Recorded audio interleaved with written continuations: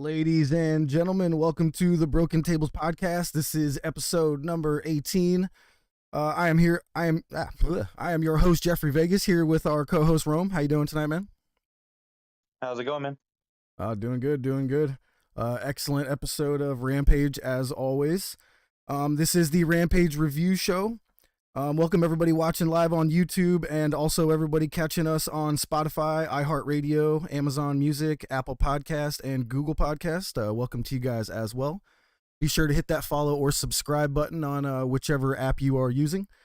Let's go ahead and get right into this tonight, man. This was a pretty packed episode. They just like every Rampage, I guess, they shoved as much as they could fit into here, huh?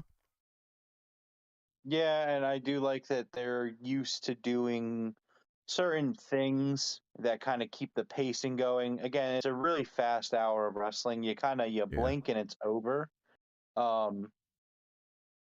It's a really good hour of wrestling.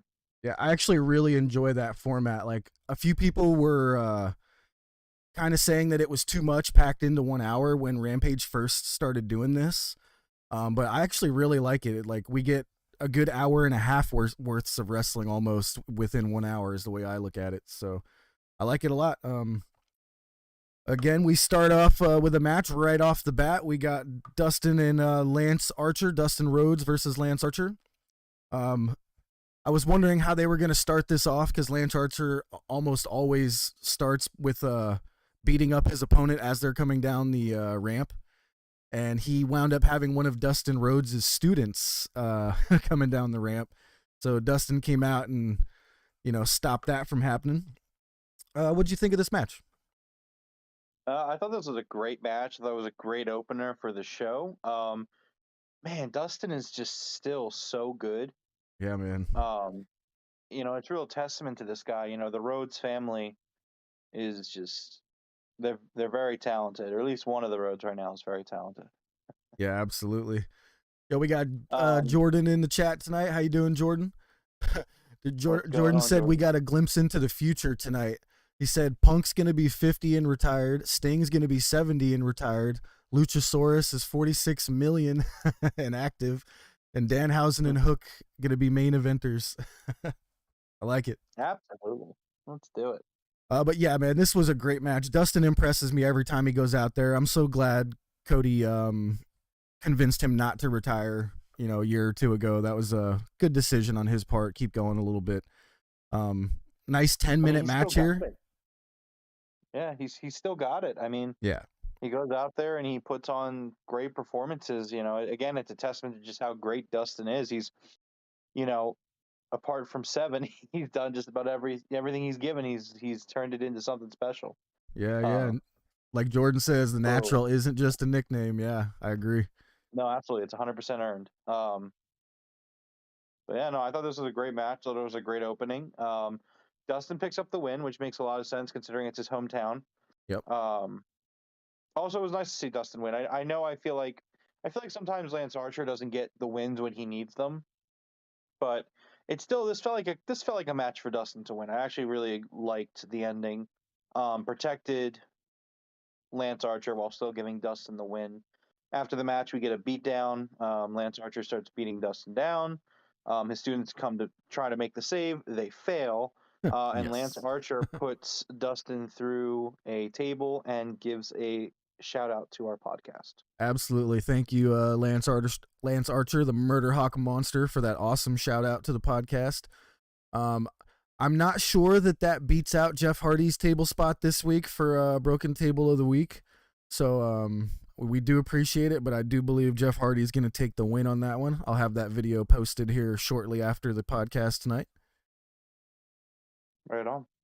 I don't know if you caught this, but one of the guys that came out to assist Dustin was wearing a lucha mask, and Jericho made me laugh so hard because he said a giant Fuego del Sol came out, and then he called him Del Sol Gigante. I was laughing so hard. Well, at least Jericho made you laugh. Yeah, I do have to say I don't like Jericho on commentary, but every once in a while he gets a little gem in there, and make me laugh. Yeah, so.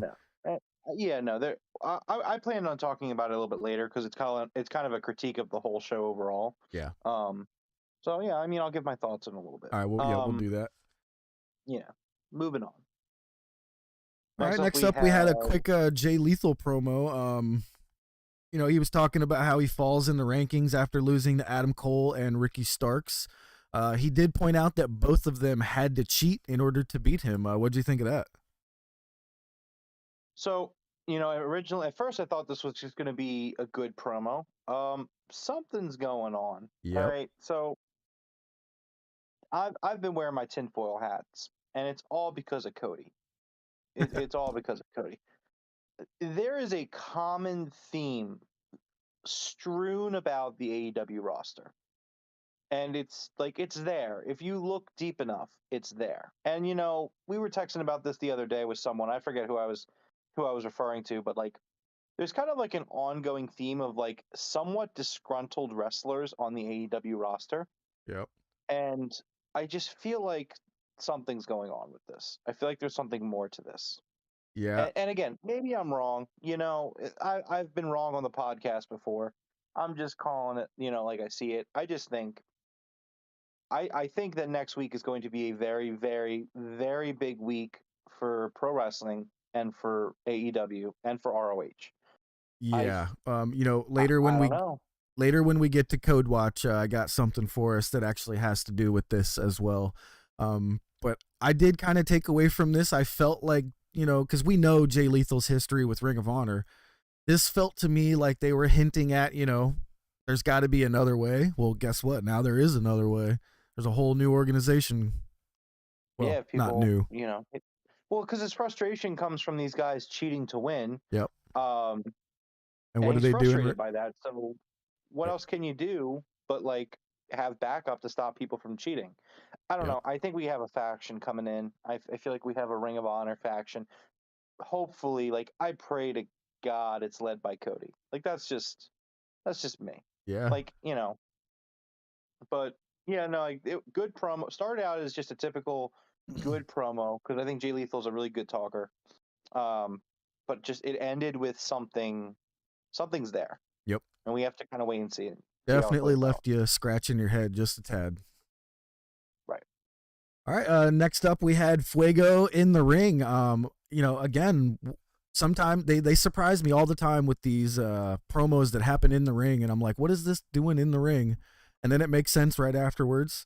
So Fuego talks about how, he tried his darndest against the House of Black, and once again, he's ready to fight.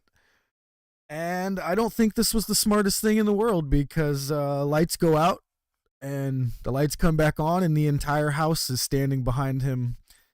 And then they proceeded to absolutely murder him. Yeah, I mean, I loved this segment. I loved everything about this segment. I thought that they gave Fuego the opportunity to cut a really good babyface promo, a way better babyface promo than his buddy Sammy on Wednesday. Sammy Guevara, take notes. This is what a babyface promo sounds like. You're supposed to want to cheer for the guy, not boo him. That still doesn't sit well with me from Wednesday. But this was a really great promo. The crowd was into Fuego. Fuego was into Fuego. It was a great promo because you just for a split second believe that if House of Black comes out, Fuego's going to kind of hold his own for a little bit. Yeah. You get that little, you want to believe in the babyface so strongly. And then, of course, you get the awesome imagery of House of Black. The lights go out. The 3 spotlights come on, and we have the 3 of them standing there, and then they just kill Fuego del Sol. Thought this was great, and at the end, the Dark Order comes out. Yes. Very intrigued. Hopefully, this is continuing to go in the way that we've been discussing. Yep. Obviously, it's still early. I really hope that the House of Black just dismantles the Dark Order. Oh yeah, that's definitely happening. And there is a match announced for next week on Rampage that we will get into. Hopefully, we see that next week. Yeah, my only question is going to be who's going to take the Black Mist and the Dark Order to start their turmoil. because that's exactly what I see happening. I see somebody getting misted, and I see that person, causing the destruction of the Dark Order. I was thinking about that too. I think it'll be Uno. Yep, me too. I think it makes a lot of sense for it to be Uno. Uno or not Silver, Reynolds. Reynolds would be a really good idea because he's not like super over, but everyone knows he's really good in the ring. So this would give a chance to kind of like spotlight him a little bit and maybe get him over, I get what you're saying. I disagree. I think it should be someone who's more in a leadership role in the Dark Order, and that's I why gotcha. I go with Uno. Yeah. Because I think he can influence the group. I think Reynolds getting misted would just kind of break up the Dark Order. Which, to clarify, I talk about it week in and week out. I don't want the Dark Order to break up. That's not what I'm looking for. Yeah. I'm just looking for something meaningful to happen with the Dark Order. Yeah, agreed. It doesn't mean breaking up. I'm okay with the Dark Order continuing to exist. They just need to have some sort of purpose to them. Yep. What I've been saying for and months, they have no purpose. Hopefully, we go in that direction. Yeah. All right, so next up, we had a nice little promo with Dan Lambert, Scorpio Sky, and Ethan Page. Just basically just telling us that there is no more open challenge for the TNT title, and we're pretty much going to go through the ranking system now to determine who the next challenger is. I do like that. After we have the open challenge thing for quite a few weeks in a row, I do like for the next champion, since he's a heel, to be like, nah, not everybody just gets a shot. I think that's a good way to go. I 100% agree. I think it was a great promo. I think it, establishes what Scorpio Sky's title reign is going to look like. And let's expect some good matches. Now, I'm wondering, he's saying it's going to go off of rankings. I assume it's going to go off of the men's rankings. Yeah, I mean, he didn't really say it's going to go off the rankings. They said you got to earn your spot, and I just kind of assume that it's going to go through the ranking system from that, Yeah, I mean, but they said you have to build up a resume. So, yeah. I mean, in terms of wins, you're talking about the rankings. So, yeah, I don't know. I'm intrigued to see where this goes. It's the first time a champion has gone this route with the TNT title, because usually the TNT title has always been kind of like a open challenge. Like, let's just keep cycling through guys. But I would be interested in seeing the TNT title start being more of a, let's get some feuds going with this title. We talked about it last month with Sammy and Andrade and Darby, and that turned into a little bit of a thing for a few weeks, and then it kind of splintered off back into its own thing. So, yeah. let's see some storylines. I'd actually really enjoy for a long run for Scorpio Sky, like a good 6 month to a year run, and then I want Ethan Page to turn on him to take the belt from him. You know what I mean? Like, I feel like that would be pretty cool. Possibly. I don't know. I have a feeling Scorpio's title reign isn't going to be too long, because they're already hyping up Scorpio not being beaten for like 380 days or whatever it was. True. So I'm a little skeptical of how long they're going to keep that going. I mean, unless they get to like an obnoxious number, like 450, like that would be kind of ridiculous. So I don't know. I don't know how long this title reign is going to be, but I'm sure it'll be a good one regardless. Yep, I agree. All right, next up was Dark Order versus Red Dragon in a really good tag match. I'm not sure how much you liked this match, but I'm a huge fan of both these tag teams, so I was loving this match. I thought it was good. I don't think anything on the show was bad tonight. I don't think this was a bad match. I just kind of felt like it was good. Yeah. It didn't strike me. I didn't love it like I loved the first match or the last match tonight. No, yeah, this was probably the worst. It sucks to have to use the word worst, but it was like, the worst match of the night, but it's not a bad thing when you had 3 really good matches, There was one spot in the match that I hadn't seen Ten do before that I actually really enjoyed, where Ten kind of had somebody in the, I don't even know what they call it when you guys grasp hands and you're kind of like trying to play mercy, you know what I mean? I think the canon name for it would be the test of strength. Yeah, the test of strength there. So he was doing that with one arm and then using his other shoulder to do a shoulder block on, that was a really cool move. I like that a lot. It felt like something that made sense for 10, fit his body size and like the way he looks, I thought it was really good. Yeah. I thought it was a good match. For me, the commercials really hampered this one for some reason. Like the vibe of Yeah. it was just kind of taken out by the commercials. I feel like for me the track for like as a viewer the traction of this match just like it just never pulled me in because as soon as it started to like commercial hit, I think that this Yeah, match. and the no entrances got me too. Like I know that's a thing on Rampage, but Yeah, I all of a really. sudden seeing Red Dragon in the ring and the end of their entrance, I was like, "Oh, I wanted to see the entrance." But Yeah, I agree with that. While it's definitely worth it to get a promo, I'd rather get the promo time in for like an yeah, extra promo. But like, I really like entrances too. Like, I'm a big proponent of that aspect of pro wrestling. yeah, The sports entertainment part, to be honest, I do like it when it's good. um, yeah. And I agree with Jordan but here. This was just a TV match. If this was a pay per view, they probably would have had a really good match. So yeah, I agree with that, Jordan.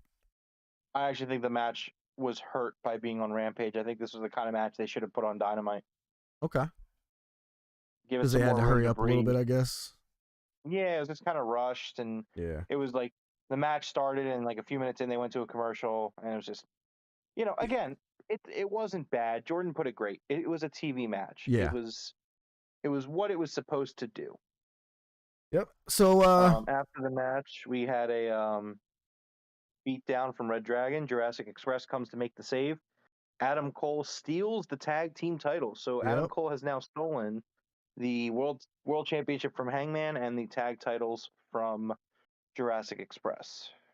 Yeah, so that answered a question that I had from this week when Adam Cole stole the world championship. I was like, so is he going to do this like storyline where he's going to, actually have stolen it and not give it back? And sure enough, now that he took the other two, that almost ensures that that's what's happening here. Yeah, it's a interesting turn for the story. We'll see where it goes.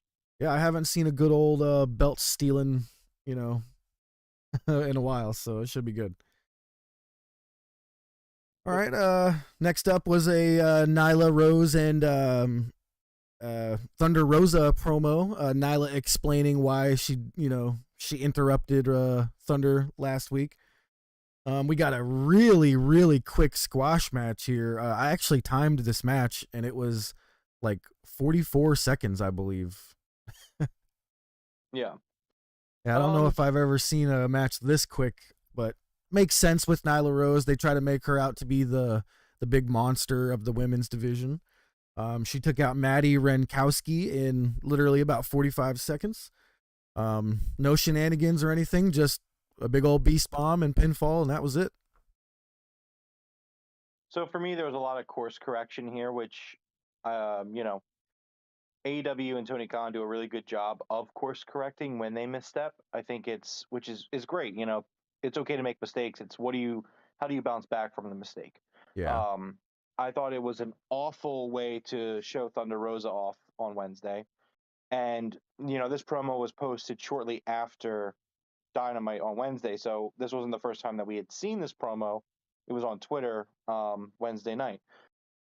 That being said, while the promo makes it better, um, it still happened, and it still kind of starts this off in a rough spot for me because I mean, I guess it does its job because I really want to see Thunder Rosa kick Nyla's ass. Yeah.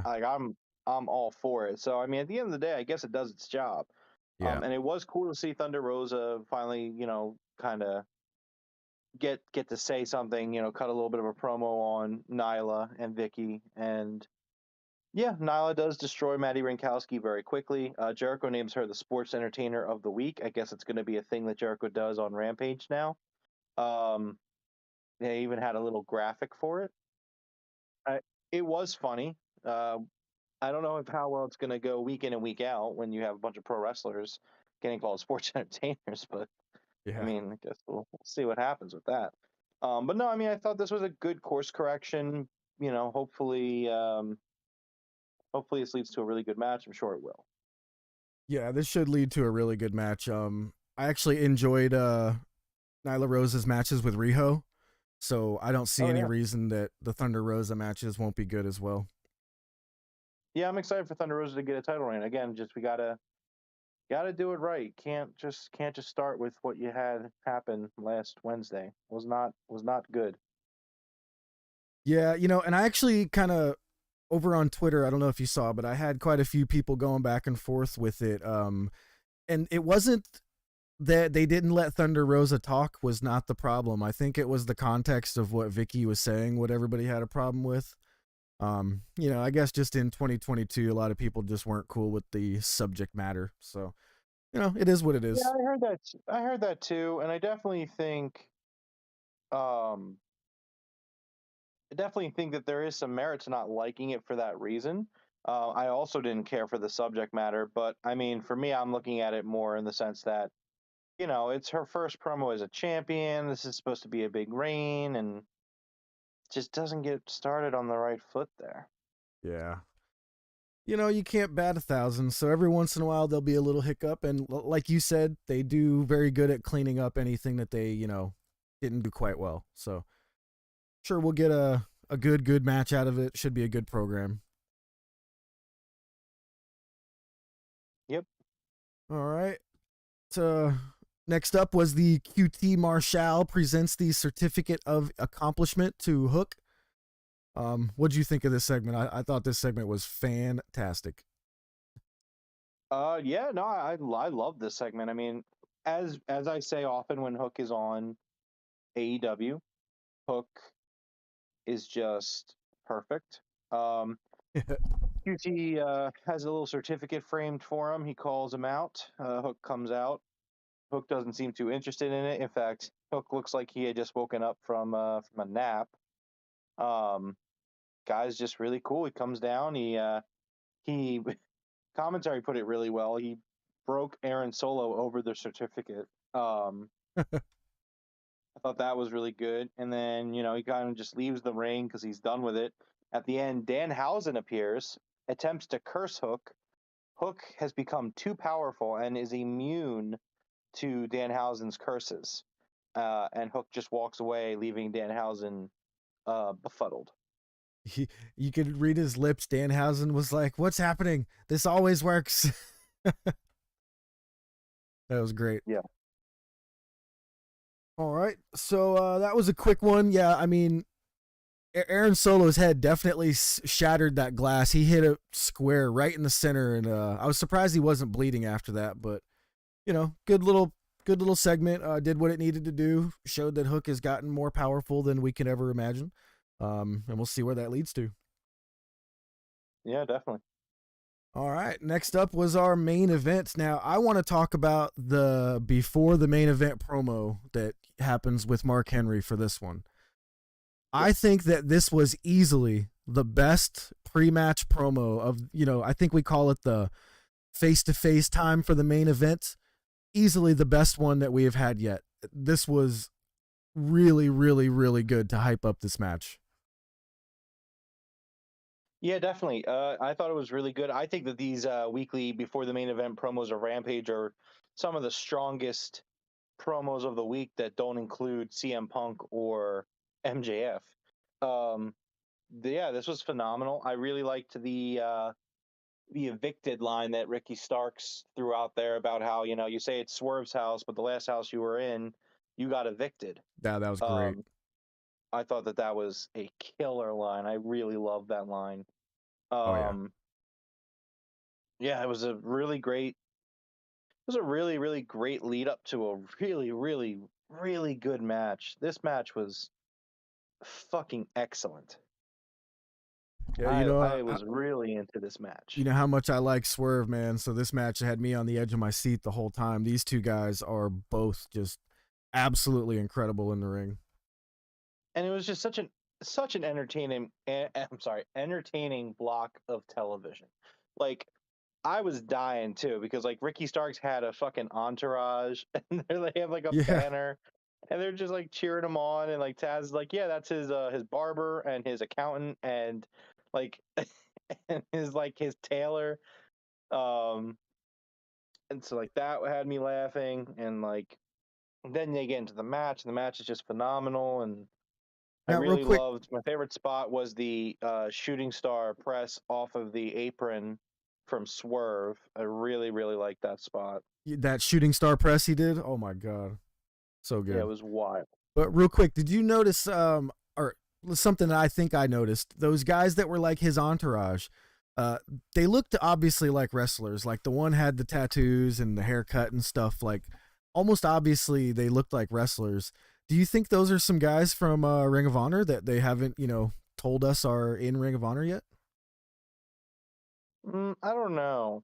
I think that they were. I think they were just kind of there to set up for the banner spot at the end. Okay. But I don't know. I mean, there probably were extras, but I mean, I don't know. I'm thinking maybe they were either some members of Team Taz, like Taz's wrestling school. I don't know what it's called. Or possibly some members of the future of Ring of Honor. But just something that could possibly be, Yeah. So, at the end of the match, Hobbs does attack Swerve when the ref's not looking, throws him back in the ring, and Starks is able to pick up the win and retain his FTW championship. I had a thought that kind of continues week in and week out, because Keith Lee comes down and he gets involved, and there's this whole big thing. This time last year, WWE had Swerve Strickland and Keith Lee on their roster, and they let them go. Like what is that? Like, how do you do that? Like, how does that happen? How does that honestly happen? Yeah, I have no idea. And yeah, Jordan, I did see that invoice that Ricky Starks sent to Swerve on Twitter. That was hilarious. Basically sent him a receipt. That was fantastic. But yeah, man. Like to me, Swerve is like new. Like again, for me as a viewer, like I wasn't watching the Fed. Oh yeah, yeah. I don't always catch all the indies. So Swerve is like, this is like a new guy for me. And I'm like, so I'm watching this guy and I'm figuring this guy out, as I go. And like, he's a phenomenal talker. He's got the look, he's got the swagger, he's got it in the ring. And I don't get it. I don't understand the thought process here where it's like, let's future endeavor this guy. Like fucking insanity. Yeah, you gotta. Whoever's making some of those decisions there is just absolutely not in their right mind. I just don't understand it at all. It's John Laurinaitis. People power.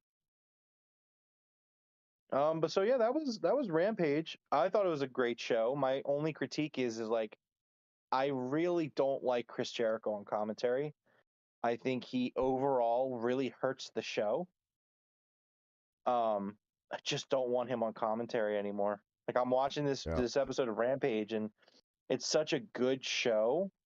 Specifically, like the first 25 minutes and the last 25 minutes were like really good. And like, apart from one or two little lines that Jericho makes that makes me laugh, because I do think Jericho is legitimately a funny guy and a very talented guy too.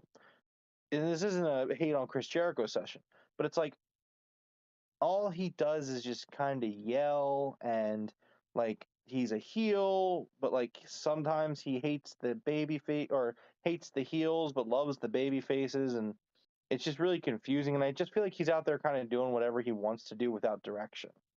And he just like I feel like Jericho is just saying stuff for the sake of saying stuff. Like, yeah, like they're like, I feel like most times when commentators say something, there's a rhyme and a reason for it, whether it's good or bad, whether it works out or it doesn't. With Jericho, I don't get that. With Jericho, I just think I feel like Tony Khan just puts him out there and he just says whatever. And he's like, Jericho, just say some shit, get some sound bites. And it just doesn't really always, it rarely clicks with me. yeah. It isn't working. I feel the same. I listen to Jericho's podcast, and the way that he speaks on his podcast is so much better than the way he does commentary. And if he's going to continue to be a wrestler with this Jericho Appreciation Society, he's also not playing, but he's a different character on commentary than he is in his wrestling character. So to me, it like completely throws me off when he's on commentary, because he's not being the Jericho that I saw on Dynamite. You know what I mean? Completely 100% agree with you. Yeah, It's it throws me it's just off. very glaring. It's super glaring, and it's really hard to get your mind around it. Um, I don't know. I think especially if he's going to be a heel, like maybe it's time to take him off commentary. I mean, I don't know. Yeah, a It's lot of not people working have for him. been asking for that for a while now, so I'm with it if that's what's going down, you know what I mean? So But yeah, so that was Rampage. Um, let's get into next week. What's on the card for next week, and then we'll get into the weekly news wrap up. Does it sound good yes. for you? Yep. Alrighty. So we have 3 matches announced for Dynamite, and we have one match announced for Rampage. First up, we have Andrade versus Darby Allin. We're going to have Sting in Darby's corner, and Jose will be there in Andrade's corner. Oh, that's gonna be This should good. be a pretty damn good match. I expect them to open the show with this next week. Yeah, Um, I think that's gonna so be a maybe fantastic match. I love Darby, love Andrade. Can't wait to see them in the ring solo together. yep. Next up, we have FTR versus the Gun Club. I expect this to be a face turn, or at least the Yes. beginning of the face turn for FTR. Yeah, a few people pointed out some stuff to me about last week, or on Dynamite that I did not notice with the match with Punk. So even though Cash Wheeler came out, he did not do anything. Sorry, a whole bunch of stuff just fell in the studio here. Not sure what just happened, but yeah, that just completely made me forget what I was talking about. You were talking about how FTR they weren't Yeah. acting like heels really so much on So they Wednesday were night, not and it was being heels at definitely all in that match. He came out to ringside, but he didn't distract the ref at all. He didn't try to distract CM Punk at all. It was just they worked a good wrestling match, and he stood there while the 1, 2, 3 counted. No shenanigans after the match either. So I do think we are heading towards a face turn, and I think it's going to happen a lot sooner than we are thinking. I agree with that. And then the last match, and I'm surprised you didn't pick up on this because pretty exciting. We are going to get the first qualifier for the Owen Women's Tournament. Ooh, nice. And it's going to be the Bunny versus an unannounced wrestler who has signed with AEW. Woo. An I'm gonna go unannounced. with Tony Storm on this one. All right, so you're going with Tony Storm. I am gonna go with Athena, just to be different, but I do think it is Tony Storm. Yeah, because I think Athena is going to come out against Jade. I think you're going to have Tony Storm and Athena sign with AEW in Yeah, the coming week or two. yeah. And Tony But Storm's so that's big in the it. news right now. She's all over Twitter for her OnlyFans account. Apparently, people Yeah. don't like it when famous ladies open up OnlyFans accounts for some reason. I mean, yeah.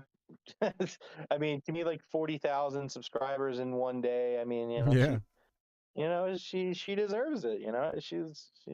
She's good. She's really good. yep. Uh, so yeah, that's what we have on Dynamite next week. And then we have Rampage. We have the House of Black versus Fuego del Sol, Evil Uno, and Stu Grayson. Ooh, And I think this is going to be a very good match. And I hope we see some black mist sprayed into Mr. Evil Uno's face. yes. Like we were saying that earlier, I do believe somebody from the Dark Order is going to get misted, and it's going to start some turmoil. I do hope that it is Uno. I always love when Uno gets the spotlight. Um, yeah, it's going to be that should be a good match. I'm actually excited for that one. Yep. And then the last thing, which we're trying to keep an eye on social media as we do the podcast right now. Yep. But they did also say that there would be more matches announced via AEW social media accounts for Dynamite and Rampage. the Excalibur used the term huge announcement. So, I mean, I don't know. I don't know what we're going to get, but let's make sure everyone keeps an eye on social media moving forward for now. Yep, I agree. I got my tweet deck up here right now watching, so if anything comes up while we're on the air, we'll know about it. Yep, and feel free to interrupt me at any point if something comes up. All right. All right, so that was Rampage, and that was the preview for next week. Let's get into the weekly wrestling roundup. So, the week started out kind of slow. As you know, I keep tabs on the news, and I was a little worried that we weren't going to have much to talk about. And then over the course of like the last like day or so, like a lot of stuff came out that I thought was worth kind of talking about.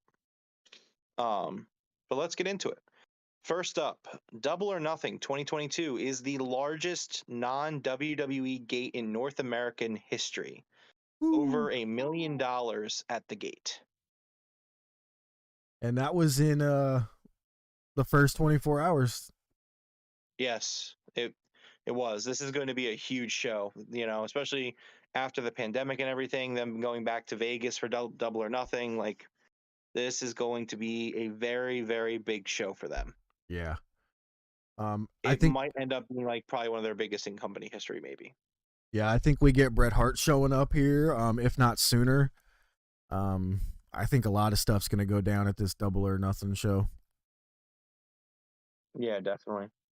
All right, next up we have All Ego Ethan Page has extended his contract with All Elite Wrestling.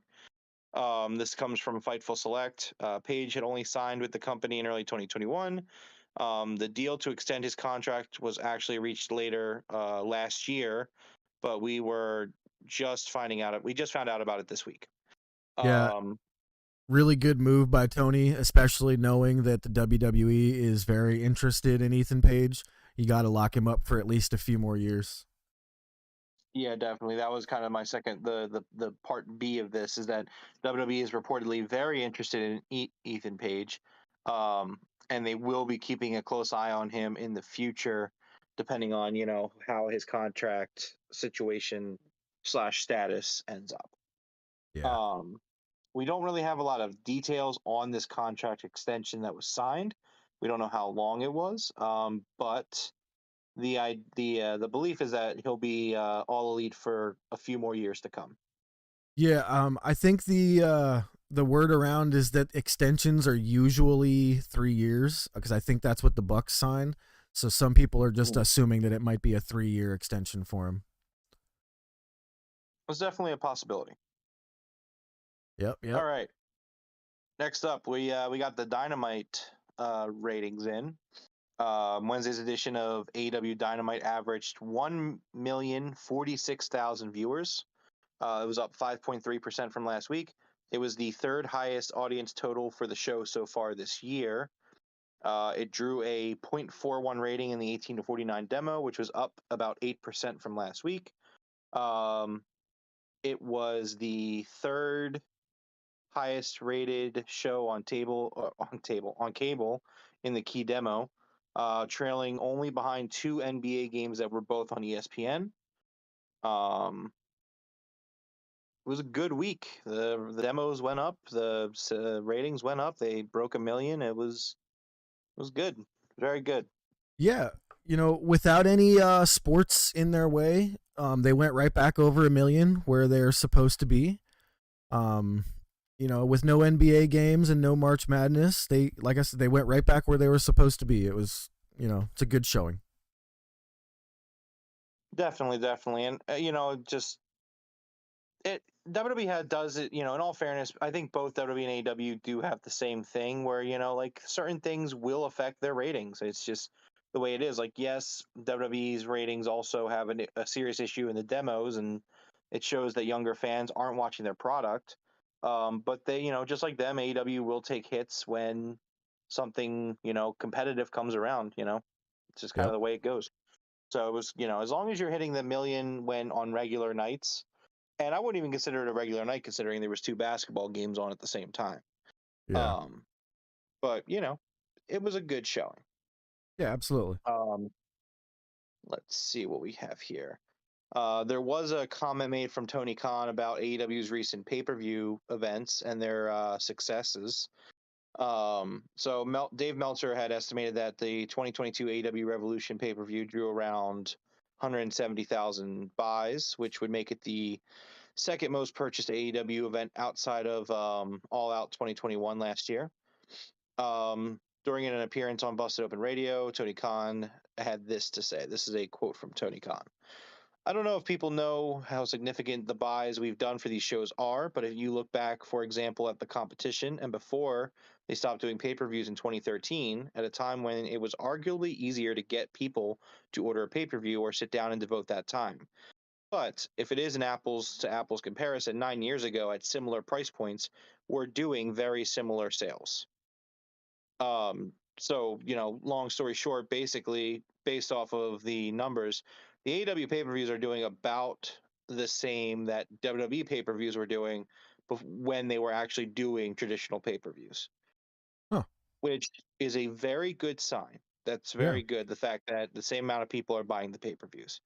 Again, it doesn't always translate into cable ratings, but it shows you that 3 years in, AEW has the same amount of people spending money that WWE did when they were doing that format.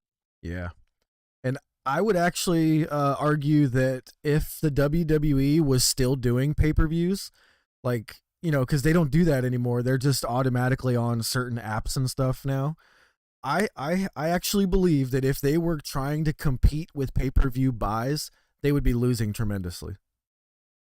Oh, absolutely. Nobody would be buying these No. pay-per-views.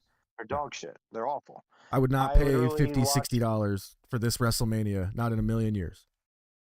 Yeah, but I have Comcast, so I have Peacock, so maybe. Yeah. I don't know if I'm going to. We'll discuss it if we want to do something about it. I mean, it is my birthday weekend, and the least fun thing I could do on my birthday weekend would be watch WrestleMania. But we'll see. We'll talk about it as the week goes on. So since we're on that subject, we can kind of lead into our next subject with what I'm about to say here. So Cody's supposed to debut at Mania, right? I do believe multiple people have confirmed that he is signed with them. So my little dream of him not actually being signed to them is kind of out the window at the moment. But in my little, my world of hoping and thinking that I have a source, but he's been wrong before. This source that I have is very adamant right now that Cody is going to show up at Mania and the Super Card of Honor. What do you think the chances are that somehow Cody was able to negotiate that with the E? Very close to zero. Yeah, same here. I don't see it happening. Unless there's some sort of I don't know. So here's the thing, right? Also, desperate times call for desperate measures. Yep. And WWE had a really hard time this year getting a WrestleMania card together, especially now that there are 2 nights. They don't have a lot going on. They had to get Logan Paul on the card. They had to get Johnny Knoxville on the card. It's just not they just don't have the star power for WrestleMania anymore. They just don't. And so, do I think that WWE would get desperate enough where bringing Cody for a one night event? I don't know. It doesn't sound like something they would ever be okay with, but they had the Impact Women's Champion on the Royal Rumble this year. Yep. So I don't know. That's the thing, and it's just there's a lot going on, and it's really hard to call it either way. Yeah.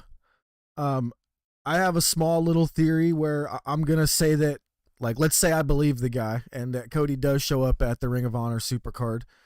The way that I think it could have happened is he could be telling Vince, look, Vince, I had already signed an agreement to be at this thing beforehand. And if you want me at Mania, they're the same weekend. He's like, I can't back out of that, that contract I already have for Supercard. So I do think that there is a super tiny chance that it makes sense that way. If he already signed that deal, they have to let him do it if they really want him. Well, my follow-up question for that is, well, okay, so he shows up a Super Card of Honor, and then what? He ends up going to the Fed anyway? I mean, I don't know. that doesn't really. I don't see any value in that. At that point, don't bother coming to Supercard of Honor because I don't want you there. Yeah, but what if, this is just playing devil's advocate here, thinking, what if he becomes the Forbidden Door? If they let him run around in WWE and in Ring of Honor, that would make Cody would be the literal Forbidden Door. I get it. I just don't see it happening. No, yeah. I just not like that. See, that's something not in a million years will you see that. Like you might see Cody do the super card and then do WrestleMania. Like that's a minimal chance. There is no way that they're going to be like, okay, yeah, Cody can be a full-time WWE guy and then go to ROH and do ROH. Like absolutely not. Like it's just not happening. Because we would have to ask a second question there, and that would be, can somebody convince Vince McMahon to change his mind after 50 years? And that's going to be a no. Yeah, it's absolutely going to be a no. Since we're on Code Watch, while we're on it, I'll just throw mine out there too. Higher ups in WWE are reportedly heavily pushing Vince McMahon to allow Cody to keep his AEW presentation, including gear, music, pyro, etc., etc. That's only smart for them. Vince go for it? Yeah, that's only smart for them. Yeah, that's absolutely the way they should do it. But is Vince going to do that? Oh yeah, I would almost be willing to bet that that's what's going to happen, because Vince does surround himself with a few smart people, and I'm almost guaranteed that they're saying that's what needs to happen, because it would be a blow to AEW, really. It shows, look, their main guy that started that show came over here, so. Yep. We'll definitely have a more in-depth conversation next week, depending on how that goes, but we will see. Yep. So next up, Tony Khan was on Busted Open again today. He said a few things, some of them about Rampage, other things. I'm just going to run through some bullet points. He said that they will be bringing in more wrestlers for the Owen to make the field as strong as possible. We already see that with the match on Dynamite, where we have a new signee coming in. Expect more matches to be announced for Supercard of Honor in the coming week. He is still looking at free agency and is looking to sign more men and women between AEW and Ring of Honor. Tony Khan is dubbing this next week Fan Appreciation Week. Yes. He says that he has something exciting planned for Dynamite. And he did say that we would get a preview of it on Rampage. But they do tease a huge announcement and more stuff. But I don't know if I would consider that a preview necessarily. I don't know about that. But no, what I read was a showcase of talent for AEW. So I think we're going to get like one of those championship supercard type things where we get to see all the championships on one show. Possibly. He also said he hopes that the next 2 weeks will show how strong the men and women's divisions are / will be in both Ring of Honor and AEW. And he also made a point about listening to fans and their feedback. Crazy having a guy that listens running a wrestling company. Yeah, that goes back to our point earlier. If he really listens, Jericho won't be on commentary for much longer. Yeah, I don't know. That's a nitpicky thing. I think there are a lot of people that do like Jericho, so we'll see what happens with that. Yeah. All right. Next up, we have this is going to be a little bit of a longer one, but I do think it was worth mentioning. MJF did an interview with Ariel Helwani. He said a few things, and I'm pretty sure most of them were in kayfabe. But let's run through it. So he was asked about his thoughts on the WWE product. And this is a quote. You will never actually hear me, Rome, say this. So please do not soundbite. Actually, I'm scared to read this because I don't want this to be soundbited into Rome is a Fed fan, because this is your weekly reminder. Fuck the Fed. But anyway, all right, here we go. See, I think WWE is doing great. I love everything WWE's doing. I just think I think they are fresh. Oh no, I think we are fresh and we have fresh faces that people haven't seen before. I think right now everything that Vince and Bruce are putting out there is absolutely incredible. I love it. I love NXT 2.0. I love Raw. I love SmackDown. I love what Roman's doing. I think Roman's putting out some great work. Paul Heyman, fellow member of the tribe, absolutely killing it. Sorry about what's going on with Brock, though. You deserve better than that. I think they're putting out a great product. I think the big difference, quite frankly, is that AEW has MJF. That's the biggest difference maker you could possibly have. It Dude, goes on. that first two It goes on. sentence, hearing you say that, just didn't sound right at all. I know. I feel sick to my stomach. I should have closed the show out with this because I might need to go rinse my mouth out after that. But we're not done. Again, this is a long bit. um, he continues. I genuinely love WWE programming. It's great. There's so many charisma machines on that program. I think it's a great show. They had a makeout competition this past Tuesday. Gripping television. How could you not like a makeout competition? I practically had a makeout competition with that hot redhead a couple of weeks ago. Who doesn't like a good makeout sesh? So I'm enjoying it. I think Bruce is doing a hell of a job. And at the end of the day, quite frankly, there's a lot of guys there that are developing and trying to figure out who they are as human beings. Not not who they are as acts, but who they are as human beings. And it's fun to watch these young guys develop and figure it out. uh, MJF is a Um, genius, dude. He's just an he absolute is. genius. So again, I have more. This is a very good interview. I recommend people go checking it out.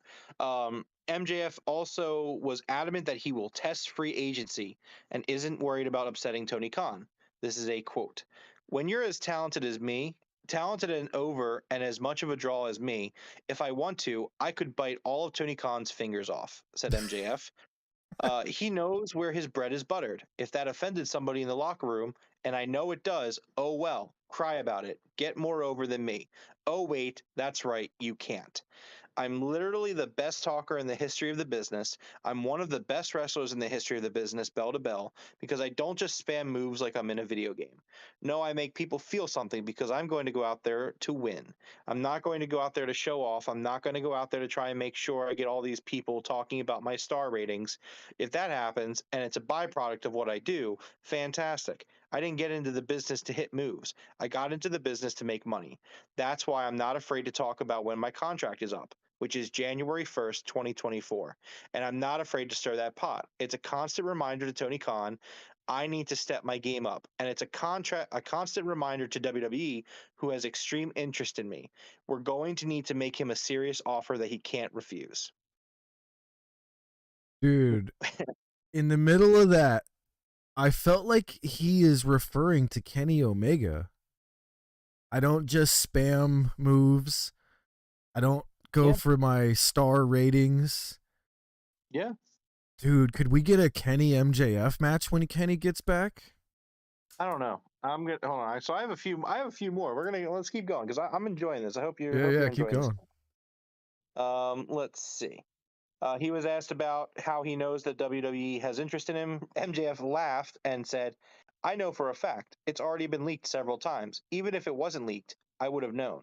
Legally, I cannot discuss why. Um, when asked if he would potentially re-sign with Tony Khan early, MJF replied, I'm not signing shit. No shot. It's not a test if you know you're going to win. I got the cheat code. I got the answers on a piece of paper. No, that's not something I consider, unless the number was absolutely astronomical. But even then, I'm not sure I even consider it. Wow. MJF grew up a WWE fan. Many wrestlers have always dreamed about being in the main event for WrestleMania. For MJF, that dream has passed. I quote, No, I was a child, said MJF when asked if he wants to live out his childhood dream of being in WWE. Now, I'm not a wrestling fan anymore. I'm a professional wrestler. Keyword professional. My whole deal is I can't look at it that way. Um, And he goes on. He says like, "Oh boy, I hope I do get to WrestleMania. Oh boy, I hope I main event a pay-per-view." None of that stuff means anything to me. All I care right now is about my bottom line. Right now, the most important thing is winning that AEW World Title. Just because he wants to make money. So Yeah. I thought that was pretty good. He says, kind of scrolling down a little bit because we're for time constraints. That's why the fact that Cody Rhodes is going over there. That's great. Good for him. But I wouldn't leave there because of anything else but money. I would not leave where I'm at right now for anything else but money.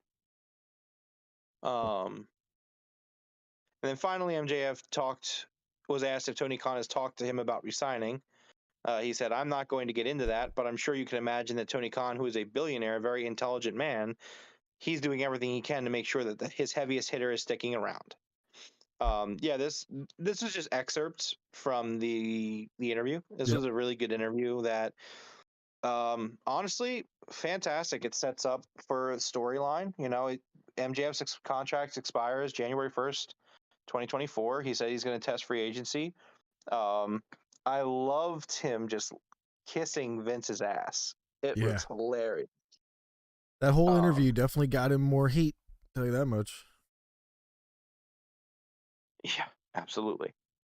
Moving on. AEW filed a trademark or two trademarks over the last few days. One was for the term Undisputed Elite.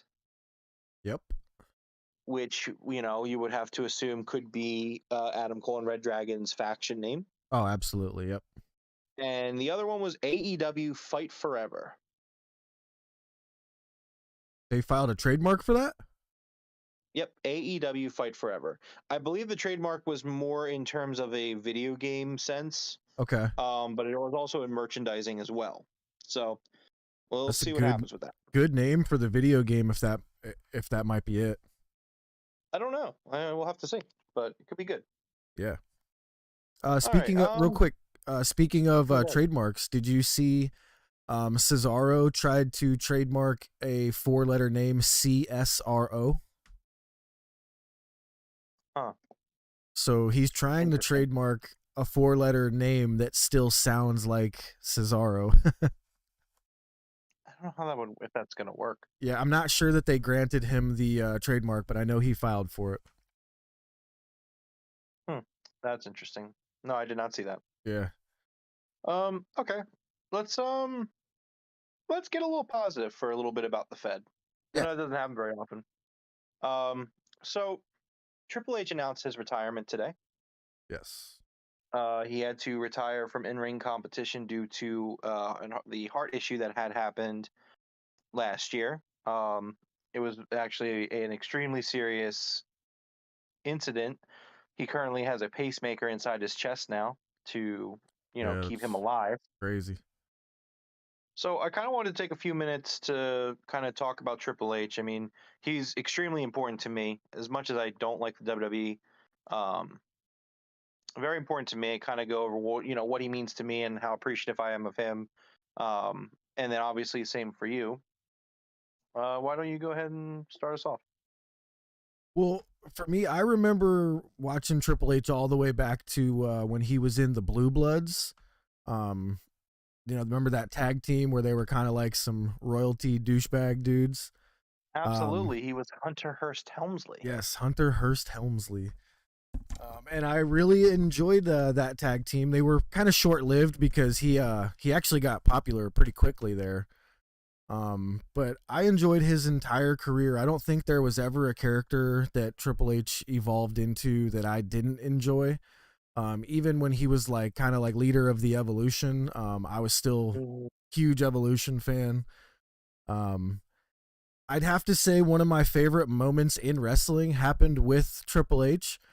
And that was when Batista had Randy Orton up on his shoulders and gave the whole thumbs down thing. There's a lot of memories with Triple H from my childhood. Him and Shawn Michaels and, the Generation X, all that with the Tank rolling into WCW. Just as much as I didn't like him towards the end of his career, he was a pretty big part of most of the wrestling that I had watched over my life. Yeah, definitely. So Triple H was my first favorite wrestler, if that Nice. makes sense. Um, I loved Triple H. Like the guy was just so cool. Like I know most other most of the other kids, they were either Rock guys or Steve Austin guys. And while I think they're both obviously great, like I was a Triple H guy. I was a Triple H kid. We talked last week about Scott Hall, and Triple H was part of that click incident too. He was there too, and always respected the fact that everyone else in that incident didn't really get punished the way Triple H did. And Triple H really ate some shit for a few years there for kind of exposing the business. Yeah. Shawn was the world champion at the time, so he was untouchable. Nash and Hall left, so they were untouchable, and it really sucked. But you know what, Triple H, he could have very easily packed it up, and he could have went to WCW. He could have done other things, but no, he stuck with that company, and he ate that shit for a few years. Yeah. Um, The and hog that's, I pen think, a match. testament. It's a real testament to his character. Not character in terms of wrestling character, but his character as a person. Um, and then you get into D-Generation X, man, and like DX is my favorite faction of all time. As much as I love the Elite and I love the Young Bucks, the Young Bucks they're the greatest tag team ever, and they're my favorite tag team. But like, man, D-Generation X was so cool. Was when I was a kid, and I love DX and all that stuff. And then, like you said, Evolution. Like Triple H was always running these factions and just getting guys over. Like I know Triple H has the golden shovel, and I understand the joke, and yeah, I understand Booker T 20 in WrestleMania 19. I get it, but at the end of the day, Triple H constantly surrounded himself with younger guys and made them look better. Oh yeah. Like that was just what he did. Even in the end of his career with NXT, you know, yes, NXT became pointless because of the main roster and became because of Vince, but his vision was still like, how can I get these young guys to get over? Mustafa Ali said it on Twitter today. He said, you know, he gave us, it was a picture of Triple H talking to a room full of NXT rookies. Oh, And he's like, he gave all of us the belief that our dreams could come true. And he gave us the tools to do that. yeah. Um, and then like I literally was like making notes of what I wanted to talk about with Triple H, and there's so much to it. It's like even after DX, the game, the character, the music, the entrance, like it's like by far one of the best wrestling entrances of all time. I Yep. don't care. You can argue it, you can debate it, it doesn't matter. I think about that when he got injured and he came back in 2002, like the pop for Triple H Oh that yeah. day was just like crazy, and then I think about Hunter and Shawn Michaels, and going from best friends and hilarious promos to fucking killing each other, and the blood feud. Like Triple H Shawn Michaels is like hands down one of the best wrestling feuds of all time. And and then they get back together in 2006 for DX again, and man, like that 2006 run of DX was just the best thing ever. Oh dude, um yeah. his WrestleMania entrances were awesome, and again NXT, Evolution. Yeah, honestly, if Triple H was in charge of WWE, I would be watching WWE still. Yeah, I mean NXT would definitely look a lot different, tell you that much, but Yeah. So obviously Triple H is still alive. That's what matters most. I feel like I came off kind of somber there, but it is depressing knowing that there will never be another Triple H match. Yeah. So Now, I'm one of those people that's never going to say never. He may have a pacemaker in right now, but I know a lot about, heart stuff, because my dad, my grandfather and stuff. Eventually that can be taken out if he gets nice and healthy, because he's a big, strong guy. If he starts to get nice and healthy, they can take that thing out, and he should be fine. But, at the moment, we don't want to get our hopes up or anything. We'll assume that he is retired for good at the moment. yep. But no matter no matter where I am as a wrestling fan, always be super appreciative of Triple H for all he did, and I Absolutely. forgive him. I forgive him for the Katie Vick thing. I It's don't know okay. if I could It ever happened. forgive him for marrying Stephanie, though. God. In storyline or real life? Both, I guess. She's Look, man, insufferable. I don't think she's that insufferable. And, she was, he fell in love with her. I mean, and, like, yes, that asterisk will always be there. Like, I get it. Like, yeah, he did marry the boss's daughter. And, like, yeah, like, sure, maybe that's why he was, such a prominent figure from, like, 2003 and on when they got married. Like, maybe that's the truth. Yeah. And you know what? I don't fucking care. I Now, don't for care. Like, me to not like he Stephanie earned that much, everything. it shows she did a good job at, being Stephanie. It's fine. Yeah, but he earned everything. To me, it's irrelevant. Like, maybe, yeah, he slept with the boss's daughter, so he was featured more. But, you look back at his old stuff when he wasn't even dating Stephanie, and it was all great then, too. So it's like, Yeah, but yeah, shout out to Triple H. Love Triple H. absolutely. Enjoy your retirement, sir. Yes. Leave WWE and start your own wrestling promotion. I will follow you and I will watch it. Just buy NXT. Take it away from him, please. Take that shit back.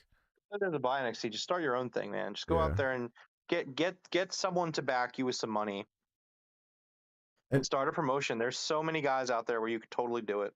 yeah. And real quick, I actually forgot about one of my favorite Triple H moments, and it's actually not from his wrestling career at all. It is from NXT.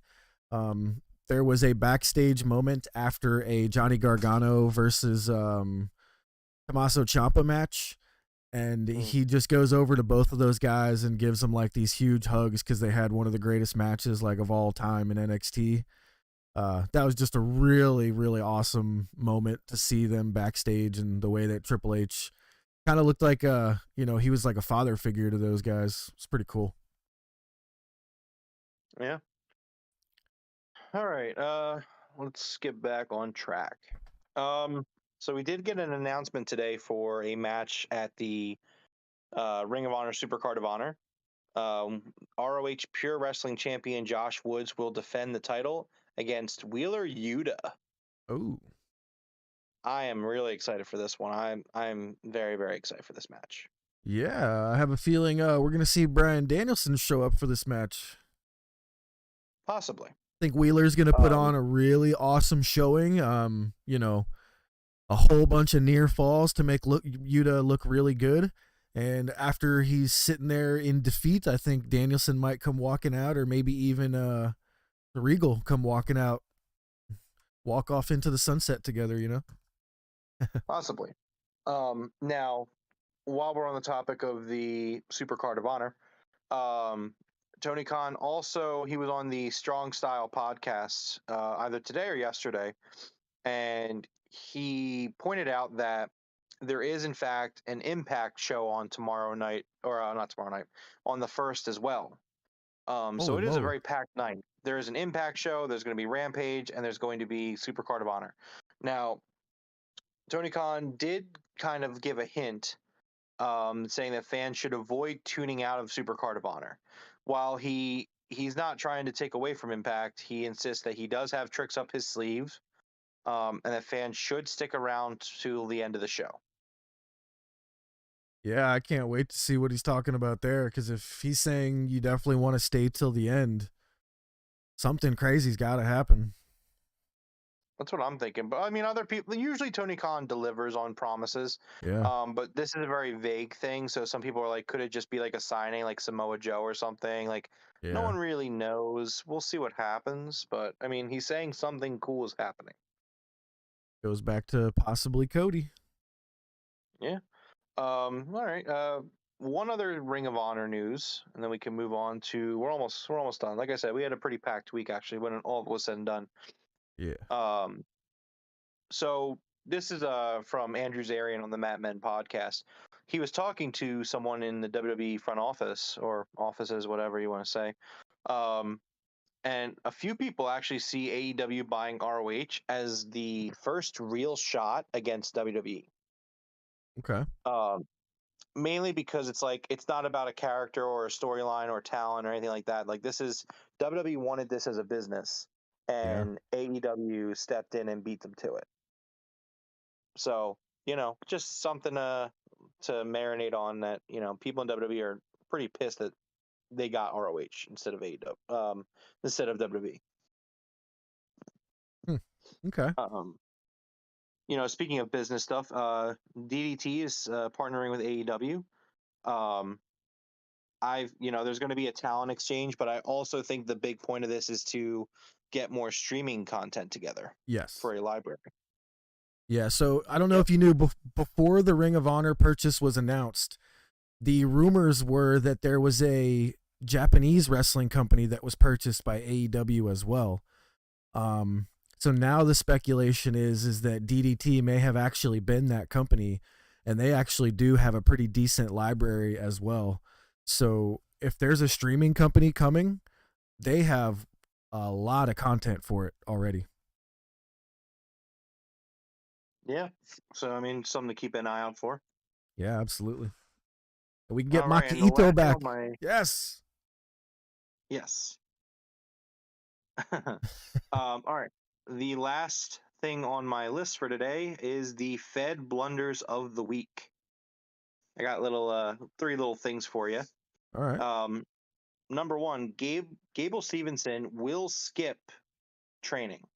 He will go right to the main roster once he's done with his amateur wrestling career. This is a bad idea. Now, I'm with you, but I think in certain circumstances where a guy he's already a professional wrestler, like in the real terms of like wrestling in like the world, he's a professional wrestler. He just won his second NCAA championship match. I've actually seen him speak on the mic on the ESPN and stuff like that. So I do think he's already got a personality that'll fit onto the mic. But will they give him somebody to talk like a Paul Heyman or something like that? We'll see. But I'm going to give him the benefit of the doubt, actually, after seeing him wrestle in the NCAA and hearing him talk a little bit. I think he's got a good chance to be okay here, but I do see your concern because I never want to see just some random sports person show up on a main roster. That's never a recipe for success. I'm just saying, I'm not saying that, like, I know the guy's background. I know his amateur wrestling pedigree. I get all that. I just want to point out that I don't want to see another wrestler get dropped on their head like Big E was. Yep. That's my concern with this. Okay. Now, to put that concern just a little bit at ease, the professional wrestling he does is all about technique, like Taz was saying. So I don't think we're going to have to worry about that at all. This guy's technique is going to be top notch, if anything. I get it. I do. I just think that I think that amateur wrestling and pro wrestling have enough differences where I think he should definitely spend some time training. Yeah, I agree. That's all. I agree. I do think he's going to be in the. This guy is completely unqualified. I'm just saying I don't want to see another guy get hurt. That's my thing. 100% agree. WrestleMania expected to be 2 nights moving forward. Dear God, fucking why? Wait, what was that one? WrestleMania is expected to be 2 nights moving forward every year. Yeah. I don't like that. I really don't like that. I mean, I'm kind of torn on it because I remember the last time we had a one-night WrestleMania and it was like 7 hours. So if we can get two nights of like 4 hours, I'm okay. But I'm not watching 6 hours 2 nights, man. It's not happening. Well, my thing is why are those the only 2 options? Why not just have a more tightened up card that doesn't go 8 hours, like on one night? Like, just trim your card up. Like, yeah, I mean, it's not that big of a deal. The easy answer is the stadium holds 60,000, and one night they can only sell 60,000, and doing it like this, now they're gonna sell 85, 90,000 tickets. It's the easy answer, really. No, I get it. Ticket sales great, but yeah, as a viewer who is like never going to go to a WrestleMania, I'm actually not a viewer, so I don't know what I'm talking about. All right, and then the last thing, I noticed it on Twitter tonight. Ricochet is the Intercontinental Champion. He lost 2 non-title matches in a row in one night. But dude, They sure love beating their champions over in the E. Nobody's allowed They to get really over. do. It's so bizarre. So stupid. I mean, you have a women's tag team division that only had one tag team and they were the champions, and then they lose to the first random team you throw them into. Like, whoever does this championship booking is just out of their minds. Makes no Who was it? sense whatsoever. Damian Priest was the United States champion. He lost 4 matches, non-title matches in a row. How does your champion even have 4 non-title matches in a row? Like, I don't know, but you want to hear something else I actually just thought about that I didn't have in my notes? what was that? So they announced the Andre the Giant Battle Royale for SmackDown, and Finn Balor is on that card, but is not on the WrestleMania card. So Logan Paul and Johnny Knoxville made the WrestleMania card, but Finn Balor, the U.S. champion, did not. And neither has the Intercontinental champion at the moment. That's a great point. Ridiculous. It is completely ridiculous. But yeah, so that was the weekly wrestling wrap up. Do you have anything else you want to add? No, just that Cesaro thing was very interesting that I saw. No interesting tweets yet. I think it's all quiet on the Twitter front at the moment. It's a little late. Yeah, very true. I guess we'll just keep an eye out and we'll see what happens. Yeah. But yeah, this has been episode 18 of the Broken Tables podcast. If you enjoyed the show, please consider liking and subscribing wherever you find us. We're on YouTube, Spotify, Amazon Music, Anchor, and other podcast networks. We will be live following AEW Dynamite this Wednesday. But until then, we will see you on the next episode. Right on, everybody. Thanks for being here. Peace.